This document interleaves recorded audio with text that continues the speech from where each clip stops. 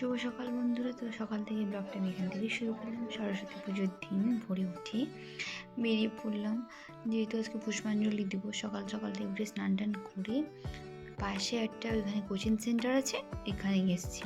তো এখানে এসে সবাই দেখছি মানে সব কিছু বোঝানো হয়েছে। এখানে আগেই আমাদের এখানে সব থেকে আগে এখানে পুষ্পাঞ্জলিটা হয়। তো আমি এখানে পুষ্পাঞ্জলি দেওয়ার জন্য বসে গেছি, যেহেতু আমরা সবাই মিলে সব বোনেরা একসাথে বেরাবো।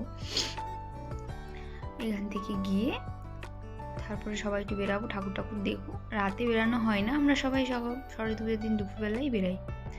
বোন আমি দুজন মিলে ওখানে পুষ্পাঞ্জলি দেওয়ার কাজটা শেষ করলাম। তারপর বাড়ি আসবে, এসে বেরাতে হবে, যেহেতু এখানে এসে রেডি সেডি হয়ে বেরিয়ে পড়লাম। গেছিলাম কাকুর বাড়ির বোনের ওর কলেজে। তো ওর কলেজ থেকে বেরিয়ে সেখানে ঠাকুর দেখে তারপরে একটা রেস্টুরেন্টে চলে গেছিলাম। তো রেস্টুরেন্টে গিয়ে ওখানে একটু খাওয়া দাওয়া হলো। খাওয়া দাওয়া করে বেরিয়ে যেহেতু একটু বিকেল হয়ে গেছিলো, কী করেছে মানে সারাটা দুপুর তাড়াতাড়িভাবে কেটে গেল বোঝাই যায়নি। আর এই প্যান্ডেলগুলো কিছু কিছু দেখাচ্ছিলো, সেগুলো একসাথে মিলে দেখলাম। দেখতে দেখতে প্রায় অন্ধকারের দিকে হয়ে গেল। আর এখানে না আমাদের খুব সুন্দর সরস্বতী পুজো হয়, মানে প্রতিটা রাস্তার পাশে প্রতিটা মোড়ে মোড়ে পুজো হয়। আর ঠাকুরগুলোও খুব সুন্দর। প্রতি বছরই এখানে সব থেকে বেশি পুজো হয়।